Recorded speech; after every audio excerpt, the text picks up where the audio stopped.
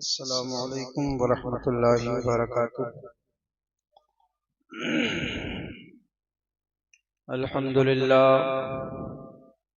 अल्हम्दुलिल्लाहि रब्बिल आलमीन वल आक़िबतु लिल मुत्तक़ीन।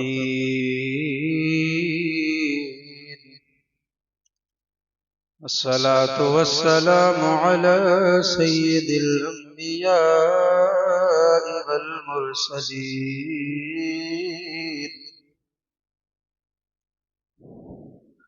व अला आलिहि व अस्हाबिहि अजमईन।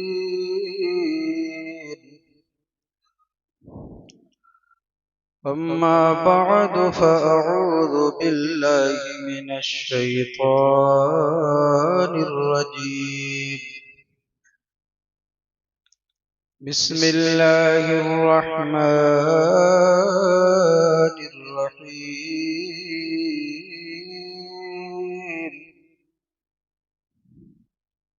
या अय्युहल्लज़ीना आमनु इत्तक़ुल्लाहा हक़्क़ तुक़ातिही व ला तमूतुन्ना इल्ला व अंतुम मुस्लिमून। आमन्तु बिल्लाहि सदक़ल्लाहुल अज़ीम।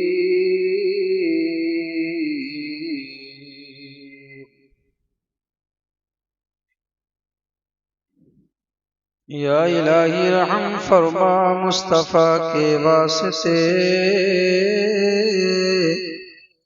या रसूल अल्लाह करम कीजिए खुदा के वास्ते। मुश्किलें हल कर शहे मुश्किल कुशा के वास्ते,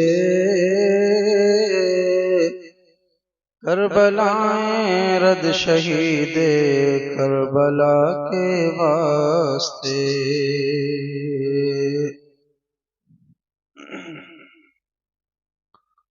औज़ सामईन किराम,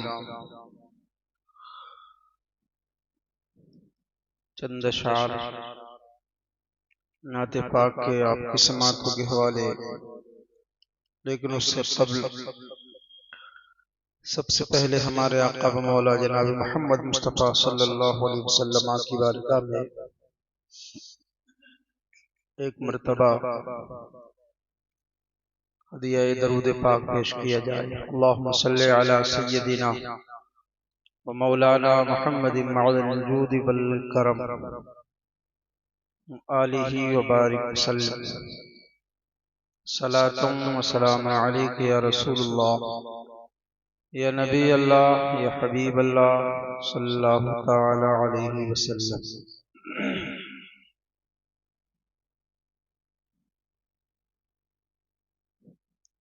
आला हज़रत फाज़िल बरेलवी का लिखा हुआ कलाम है। आका की नात कहते हैं,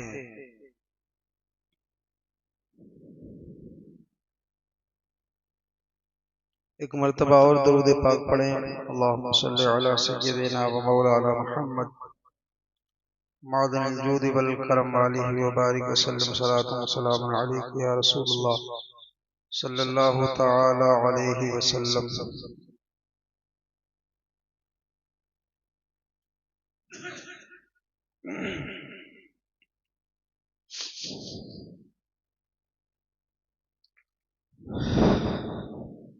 लहद में इश्क़ रुख़े शह का दाग़ लेके चले, यानी कब्र में। लहद में इश्क़ रुख़े शह दाग़ लेके चले, लहद में इश्क़ रुख़े शह का दाग़ लेके चले, लहद में इश्क़ रुख़ शाह का दाग लेके चले, अंधेरी रात सुनी थी चराग लेके चले, अंधेरी रात सुनी थी चराग लेके चले। लहद में इश्क़ रुख़े शह का दाग लेके चले, और जिना बनेगी मुहिब्बा ने चार यार की कब्र। जिना मतलब जन्नत, यानी कब्र को अगर जन्नत बनाना है तो नबी के चार यार से मोहब्बत करो। जिना बनेगी मुहिब्बा ने चार यार की कब्र, जिना बनेगी मुहिब्बा ने चार यार की कब्र, जिना बनेगी मुहिब्बा ने चार यार की कब्र, जो अपने सीने में ये चार बाग लेके चले, जो अपने सीने में ये चार बाग लेके चले। लहद में इश्क़ रुख़े शाह का दाग लेके चले, अंधेरी रात सुनी थी चराग लेके चले, और तेरे गुलामों का नक्शे कदम है राहे खुदा, तेरे गुलामों का नक्शे कदम है राहे खुदा, तेरे गुलामों का नक्शे कदम है राहे खुदा, तेरे गुलामों का नक्शे कदम है राहे खुदा, वो क्या बहक सके जो ये सुराग लेके चले, वो क्या बहक सके जो ये सुराग लेके चले।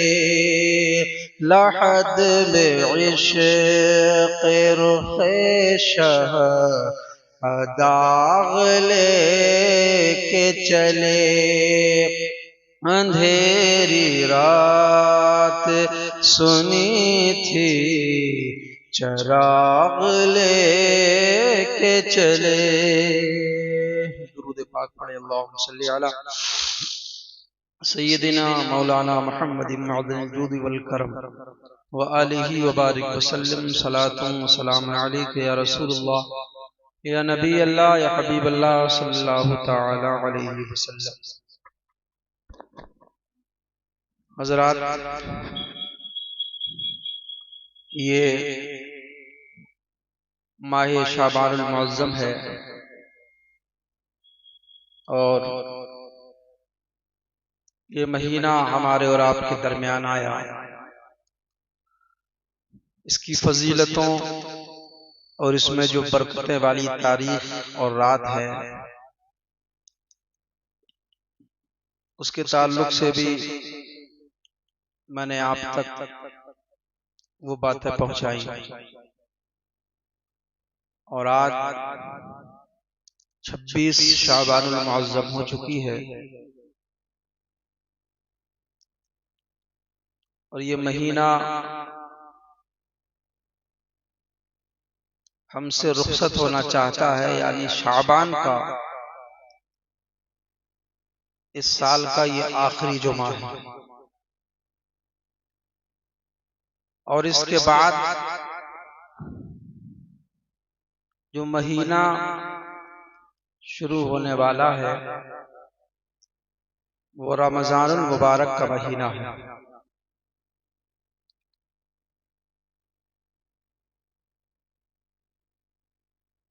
और रजब से ही जो अल्लाह तबारक व तआला के महबूब बंदे होते हैं वो रजब से ही रमजान मुबारक का इस्तकबाल की तैयारियां करना शुरू कर देते हैं।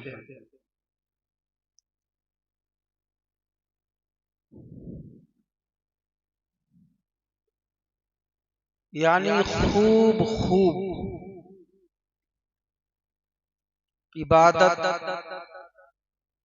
जिक्र व अज़कार, तिलावत कलामुल्लाह, ज्यादा से ज्यादा नेकियां रजब से करते तो हर महीने में है अल्लाह वाले, लेकिन रमजान का एहतराम करने के लिए रजब से ही शुरुआत कर देते हैं कसरत के साथ। और जैसे ही रमजान आता है तो उसको इस्तकबाल कहते हैं, उसको मरहबा कहते हैं, उसका इस्तकबाल करते हैं। तो बुजुर्गान दीन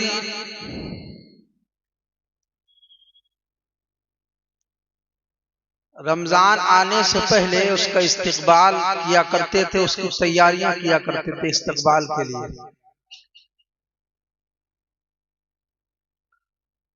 और वो किस तरीके से किया करते थे? इबादत करके, इस्तगफार करके, खुदा को राजी करके। हमें भी मैंने गुज़िश्ता बयान में भी बताया था कि हमें भी अपने आप को तैयार कर लेना चाहिए रमजान की आमद के लिए, रमजान के इस्तकबाल के लिए। इसलिए कि अल्लाह के हबीब ने फरमाया है कि रमजान अल्लाह रब्बुल इज्जत का महीना है और ये महीना बड़ा बाबरकत है। इसकी अजमतों का कौन अंदाजा लगा सकता? बल्कि एक हदीस आप तक पहुंचाऊं, आपको पता लगेगा कि इसकी अहमियत क्या है। और रमजान आने से पहले ये बातें मैं इसलिए बता रहा हूं कि हम रमजान को लग़वियात और फजूलियात में ना गुजारे, गफलत में ना गुजारे, रमजान को उसके हक के साथ गुजारे। अल्लाह के हबीब ने इरशाद फरमाया कि रमजान के बारे में अगर मेरी उम्मत को पता लग जाए कि रमजान क्या है तो फिर ये उम्मत तमन्ना करती कि साल के 12 महीने, एक महीने तो रहता है, रमजान हमेशा रहे, हमेशा हो। इसका सवाब, उसकी बरकत है। और रमजान ही वो मुकद्दस महीना है कि जिसमें अल्लाह रब्बुल इज्जत ने कुरान मजीद को नाज़िल फरमाया। शहरुर रमज़ान अल्लज़ी उन्ज़िला फ़ीहिल कुरान, अल्लाह फरमाता है रमजान वो है कि जिसमें हमने कुरान करीम को नाज़िल फरमाया। और सिर्फ कुरान पाक ही नहीं बल्कि ये जो दीगर किताबें आसमानी हैं ये भी अल्लाह तबारक व तआला ने रमजानुल मुबारक में नाज़िल फरमाई। मुस्नद अहमद में है कि तौरात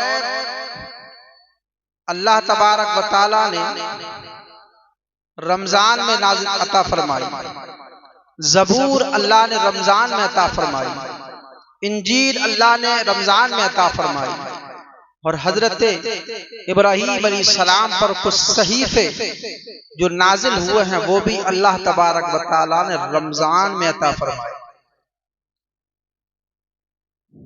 और इसमें एक रात ऐसी है जो 1000 महीनों से अफजल है, जिसको शब कद्र कहते हैं, और उसके नाम से एक पूरी सूरा कुरान मजीद में अल्लाह रब्बुल इज्जत ने नाजिल फरमाई। अब आकाए करीम अलैहिस्सलातु वस्सलाम किस तरीके से रमजान को गुजारा करते थे, हदीसों का निचोड़ आप तक पहुंचाने की कोशिश करूंगा।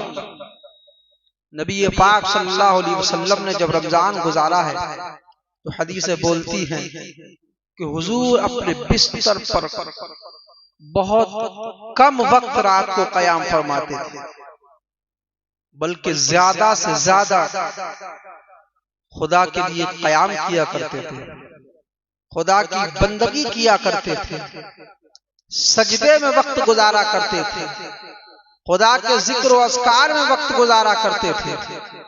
काश हमें भी रमजान में रात की तारीकियों में अपने रब की बंदगी करने का सलीका मिल जाए।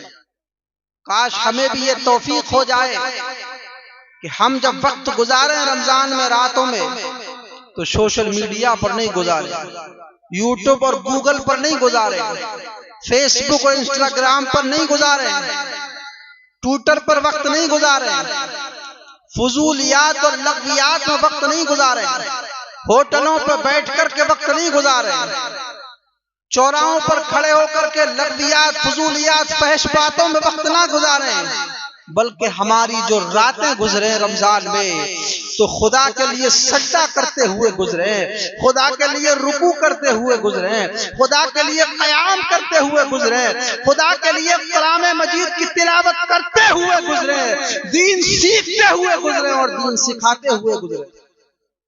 काश अल्लाह तबारक व तआला हमें भी ये बरकतें अता फरमाए। और हदीस बोलती हैं कि जब रमजान आता था तो हमारे आका इस तरीके से सखावत फरमाया करते थे, जिस तरीके से तेज आंधी चला करती है, इस कसरत के साथ नबी पाक ने सखावत फरमाई है रमजान मुबारक। जिनको अल्लाह ने पैसा दिया है, जिनको अल्लाह ने माल दिया है, जिनको अल्लाह ने माल से नवाजा है, जिनको अल्लाह ने हैसियत अता फरमाई है, वो लोग अपने माल का सही इस्तेमाल करें। मुस्तफा जान रहमत का अमल यह है कि रमजान में खूब कसरत के साथ सखावत की जाए, लोगों को दिया जाए, जरूरतमंदों की जरूरत को पूरा किया जाए, गुरबा मसाकीन का ख्याल रखा जाए। जिस तरीके से नबी पाक ने सखावत की है, इसी तरीके से हमें भी नबी की सुन्नतों पर अमल करते हुए हमें भी लोगों की जरूरतों का ख्याल रखना आ जाए और अपने माल को अल्लाह की रजा के लिए, अल्लाह की मखलूक पर, इबादत गाहों पर, मस्जिद और मदरसे पर खर्च करने की अल्लाह तौफीक अता फरमाए। तो एक इबादत, नवाफिल और सखावत, कसरत के साथ हमें इन चीजों को अपनी जिंदगी में शामिल करना है और रमजान को उसके हक के साथ हमें गुजारना है। हमें रोजे भी नहीं छोड़ना है, रोजों को भी अदा करना है, रोजे भी रखना है। ये फर्ज रोजे हैं, छोड़ना नहीं है।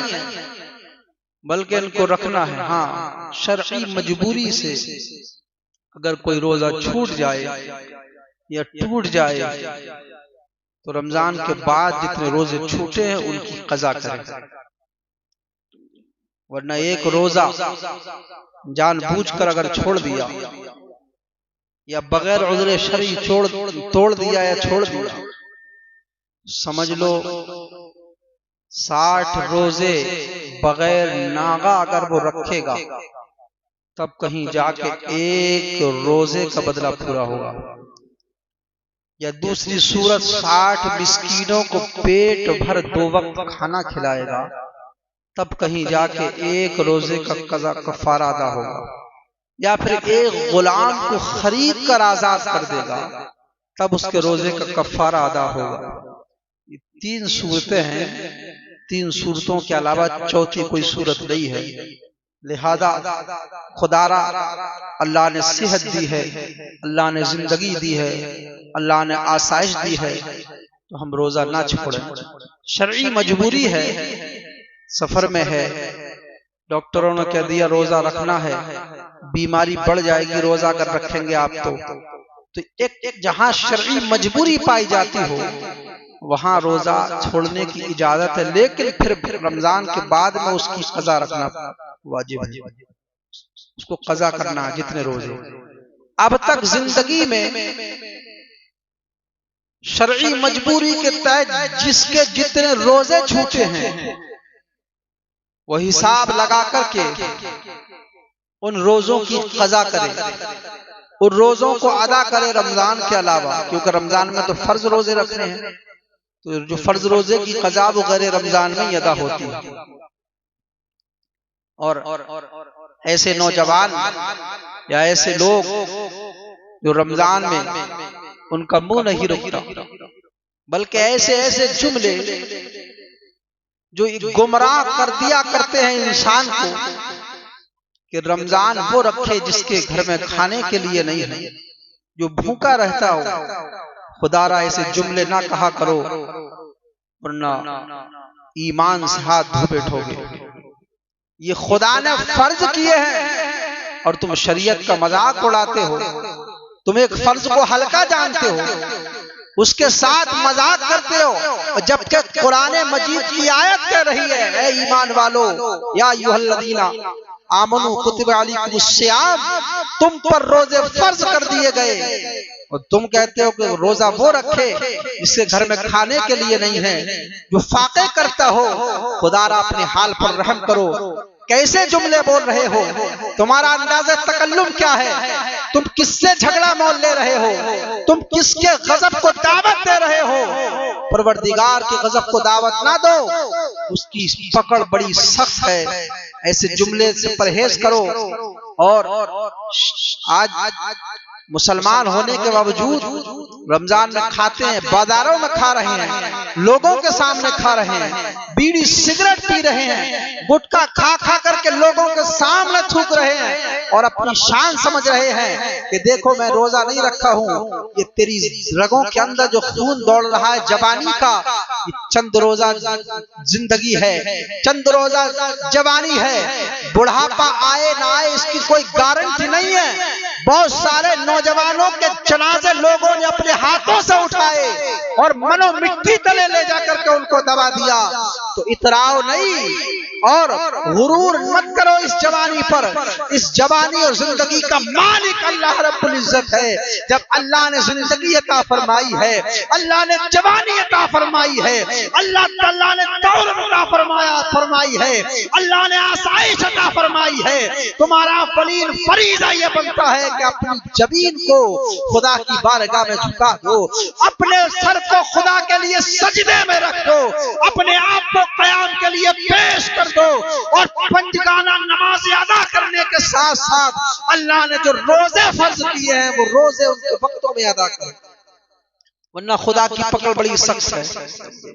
जब उसने पकड़ लिया तो कारून ना बचा, शद्दाद ना बचा, नमरूद ना बचा, एक लंगड़े बच्चर से मरवा दिया उसको। क्या समझते हो तुम? ये जो जिस्म है तुम्हारा, जिसमें खून दौड़ रहा है। सोचते हो हम बहुत ताकतवर पहलवान, हमारा कौन क्या करेगा। एक अगरबत्ती का छटछट उससे बर्दाश्त नहीं होता तो जहन्नम की गर्मी, जहन्नम की आग को कैसे बर्दाश्त कर सकते हो। मई जून के अय्याम में सूरज की तपिश में आप से खड़ा नहीं हुआ जाता।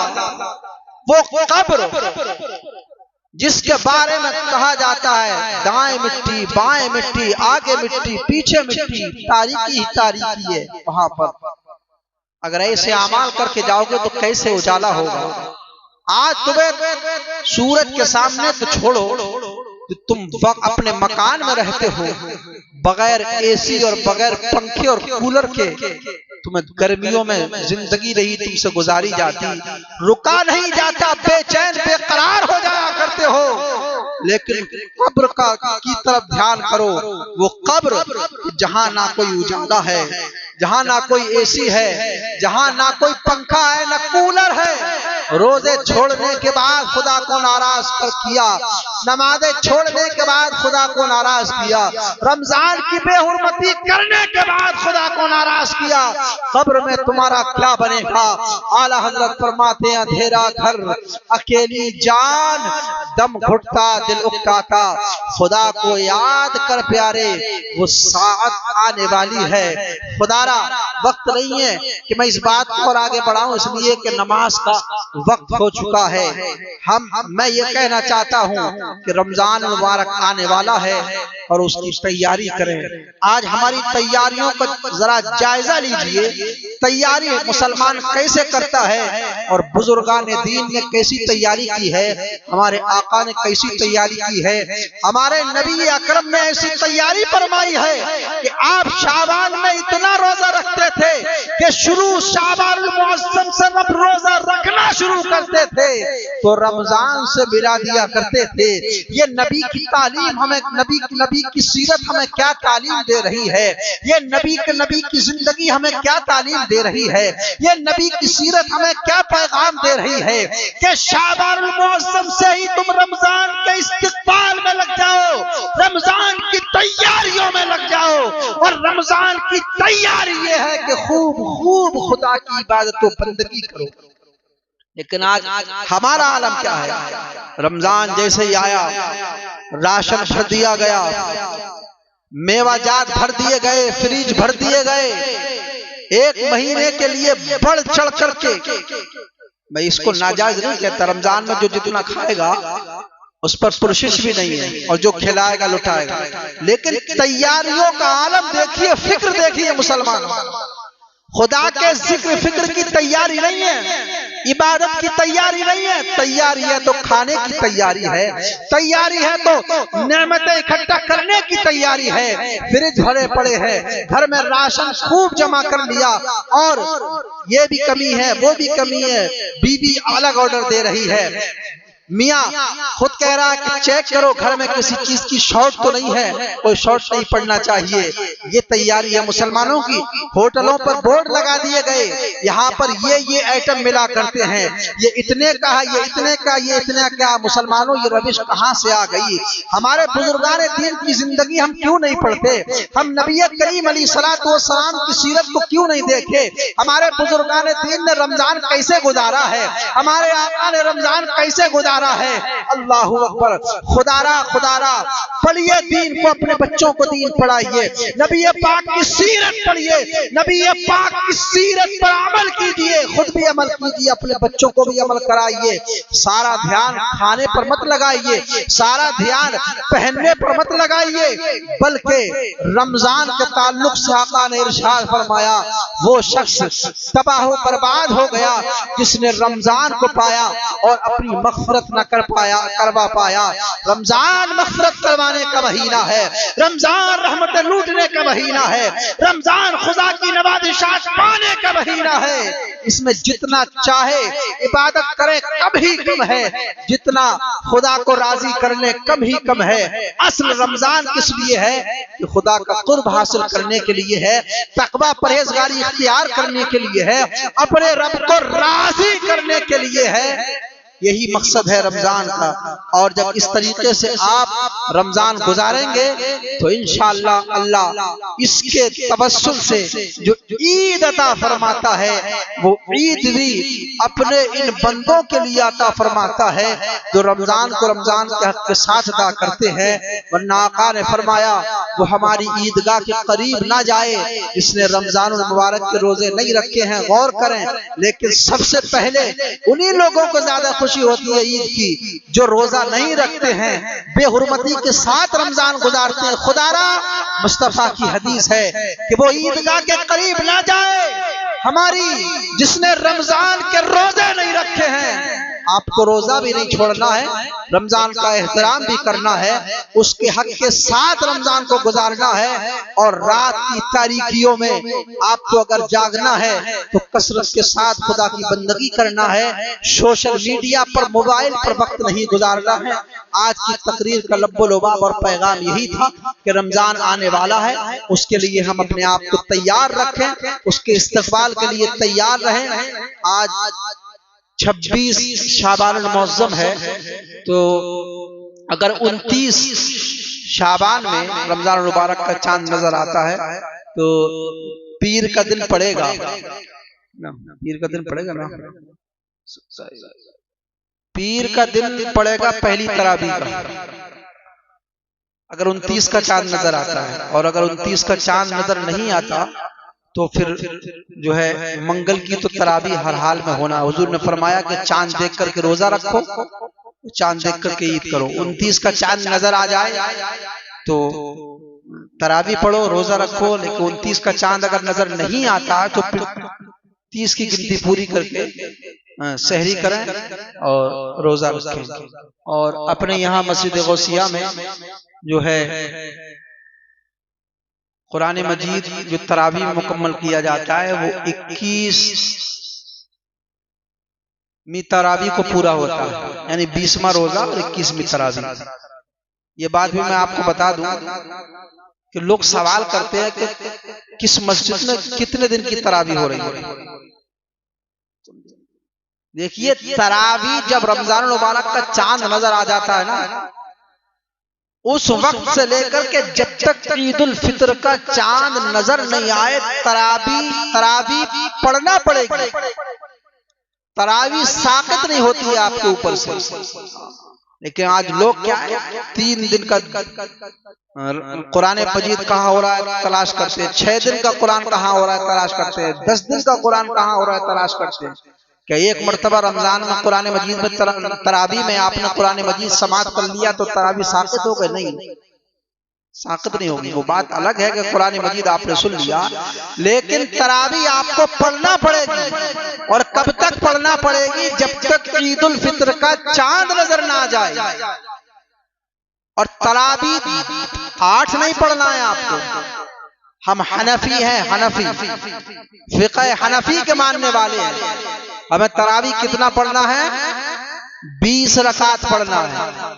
किसी भी अमीर के, किसी भी भटकाने वाले और गुमराह करने वाले, किसी भी दाढ़ी टोपी जुब्बा वाले, किसी भी चिल्ला लगाने वाले के कहने में आपको नहीं आना है, या किसी भी जो ये कहते हैं कि हम हदीस पर अमल करते हैं उसके कहने में भी आपको नहीं आना है। इन लोगों ने दीन में इतना खल्त-मल्त किया है, इतना शॉर्ट कर दिया दीन को, लोगों के लिए अपने मन से इतनी आसानियां पैदा करती कि लोग हमारी तरफ आए। दीन का शिरादा बिखेर करके रख दिया है इन लोगों ने। तो लिहाजा आसानी के चक्कर में ना पड़े, बल्कि जो हजरत उमर फारूक आदम ने 20 रकात तरावी पढ़ी है, सहाबा इकराम ने पढ़ी है, बुजुर्गान दीन ने पढ़ी है, अइम्मा मुज्तहिदीन ने पढ़ी है, तो 20 रकात तरावी हम पढ़ेंगे इंशाअल्लाह। और कब तक पढ़ेंगे? जब तक ईद उल फितर का चांद नजर ना आ जाए। वो बात अलग है कि कुरान मजीद जब मुकम्मल हो जाए तो आप सूरह तरावी भी घर में पढ़ सकते हैं। तरावी की जमात मस्जिद में हो जाए, चंद लोग पढ़ लें, बाकी लोग अगर तन्हा पढ़ लें घरों पर कहीं और, तो गुनाहगार तो खैर नहीं होंगे, लेकिन जमात के सवाब से महरूम हो जाएंगे। और अगर मस्जिद में जमात ही नहीं हुई तरावी की तो फिर सब मोहल्ला गुनाहगार होगा। अगर मस्जिद में तरावी की जमात हो रही है और किसी ने अपने घर पे पढ़ लिया तो जो है उसको तरावी उसकी हो जाएगी, लेकिन सवाब की जमात के सवाब से महरूम हो जाएगा। और दूसरी चीज ये कि इधर उधर ना भटके, नमाज तरावी पढ़ने के लिए 6 दिन के चक्कर में, 8 दिन के चक्कर में, 10 दिन के चक्कर में किसी बदअकीदा के पीछे नमाज मत पढ़ लेना, समझे। और ये कोई डर के मैं नहीं बोलता हूँ, बारहा बोलता हूँ, डंके की चोट पर बोलता हूँ, खुल के बोलता हूँ। किसी बदअकीदा के पीछे नमाज तरावी भी नहीं पढ़ना है, ना नमाज जुमा पढ़ना है, ना कोई और नमाज पढ़ना है। नमाज पढ़ने से पहले अपने इमाम का अकीदा देख लेना कि इस इमाम का अकीदा क्या है ना। तो तरावी जहां भी पढ़े 10 दिन की पढ़े, खैर मैं तो इस चीज का कायल नहीं हूं, क्योंकि कुरान मजीद को उसके हक के साथ पढ़ा जाए, लेकिन अब उस पर कुछ बोलना भी नहीं चाहता। कम से कम इतना तो हो कि अवाम को समझ में आए कि इमाम साहब क्या पढ़ रहे हैं या तरावी में कैसा कुरान मजीद पढ़ा जा रहा है। तो इस चीज का भी ख्याल रखें, कम से कम आपको समझ में तो आए कि क्या पढ़ा जा रहा है। तो ऐसी जगह तरावी पढ़े जो कुरान सही पढ़ने वाला हो और समझ में आए और कुरान को उसके हक के साथ पढ़े, है ना। तो और बदअकीदा के पीछे पढ़ने से बचे। अल्लाह हमें आपको सबको अमाल साले करने की तौफीक अता फरमाए, बुराइयों से बाज रहने की तौफीक अता फरमाए। हमारे बोलने में जो शरीफ खामी हो गई वो तौबा करता हूँ, रब तबारक व तआला अपनी सत्तारी गफ़ारी का पर्दा डाल करके माफ फरमाए। अस्तगफिरुल्लाह रब्बी मिन कुल्लि ज़ंबिन व अतूबु इलैह। कलमा तय्यबा पढ़ लीजिए, ला इलाहा इल्लल्लाह मुहम्मदुर रसूलुल्लाह व आखिरु दावाना अनिल हम्दुलिल्लाहि रब्बिल आलमीन।